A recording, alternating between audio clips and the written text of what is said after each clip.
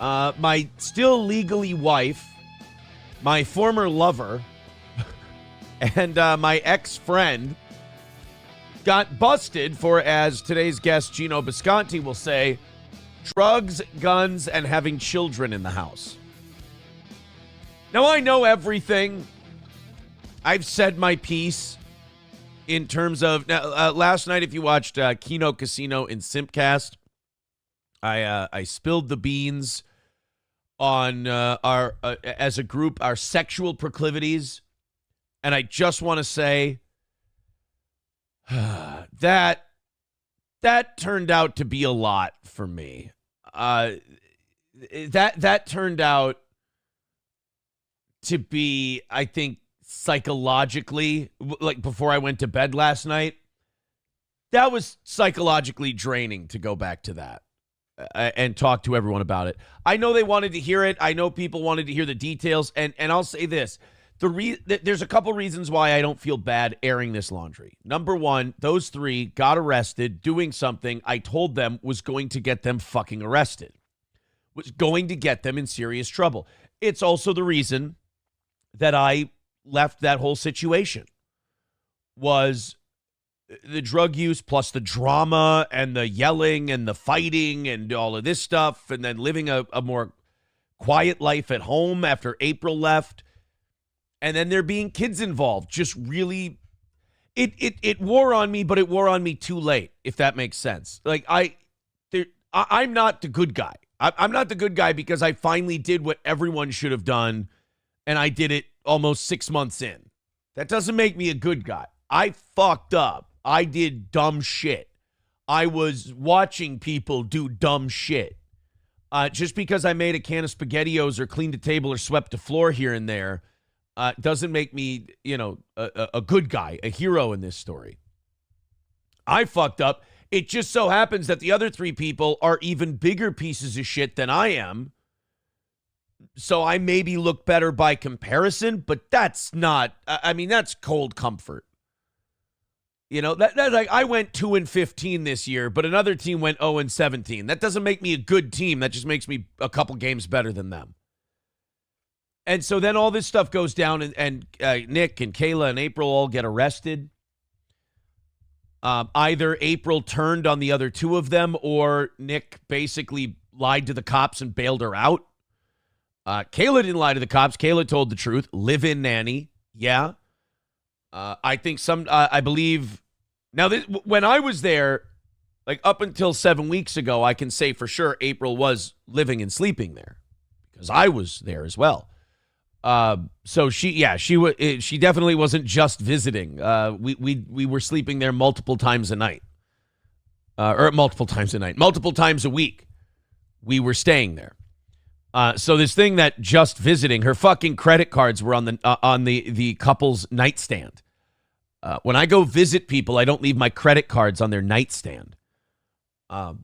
So Nick lied to help April out, and April will now see that as some grand gesture. And, oh, he cares about me. Nobody who has cocaine and guns where their children are gives a fuck about anybody but themselves. And you're kind of seeing that now as Nick is becoming active on social media, which, I've said a few times now, I'm a better lawyer than Nick Rekieta. Nick, shut the fuck up. Shut your mouth. Like, first of all, pissing me off didn't do you any favors. Telling me to K myself didn't do you any favors. Making your little cutesy comments on your live streams, your little hinting comments, that didn't do you any favors. And now I'm your reaper. Didn't have to be that way. You could have just fucking behaved. You could have listened to me. Instead of being a dismissive, arrogant cunt, you could have listened to me and you would have avoided all this. You wouldn't be going through this. You'd just be a dickhead narcissist, wannabe cult leader. That's all you would be. Just a guy, you'd be a lying facade on the internet, letting people think that you were some kind of holier-than-thou good guy.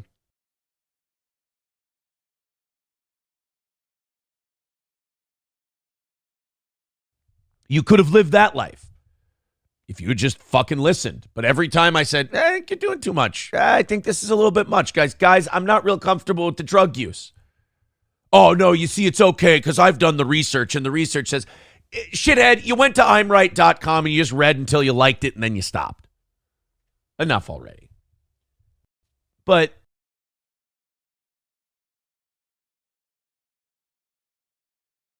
they get arrested, and I'll be honest, I'm coming out with all the sexual stuff and everything like that because the three of them, it's fucking humiliating to be tied to that.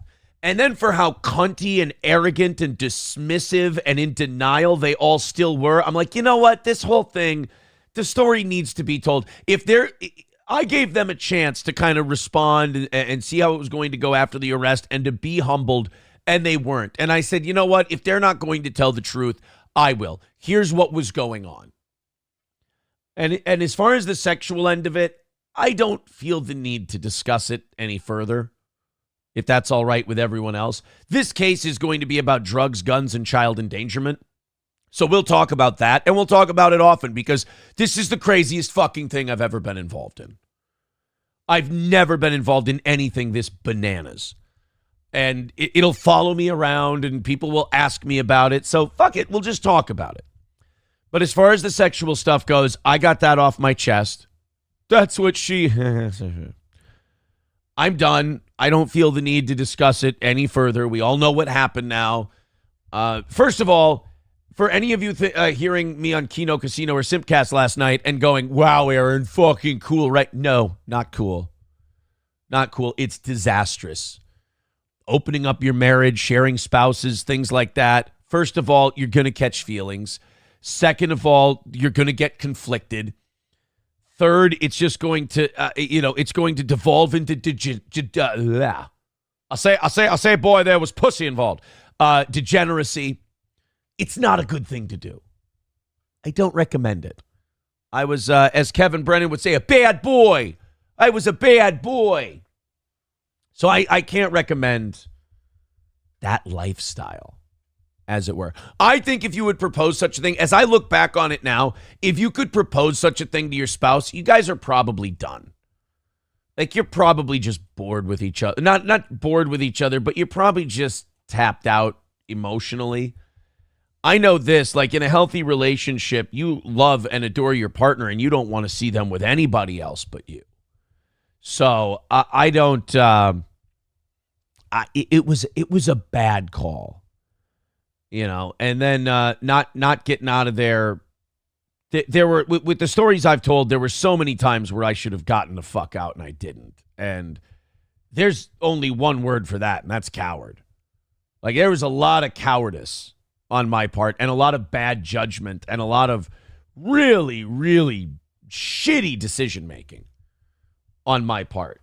You know, every time someone says, oh, man, it's just, that's so brave of you to get out. No, brave would have been the first time I saw Nick Rekieta do a fucking line on my kitchen counter. I said, all right, these people clearly aren't our friends. And I would have protected my wife from what happened to her, and I would have protected myself. I didn't do that.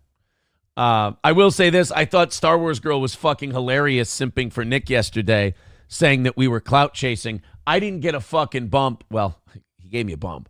I didn't get a bump from hanging out with Nick at all, nor did I want one. It wasn't about streaming. It was the fact that we had people who did a similar thing to us. Like, we could relate to them. We performed at a show. We went out. We had fun. We became friends. I mean, this is just legitimately became friends. Went out, had great times. So Anna going, oh, this guy's just clout chasing.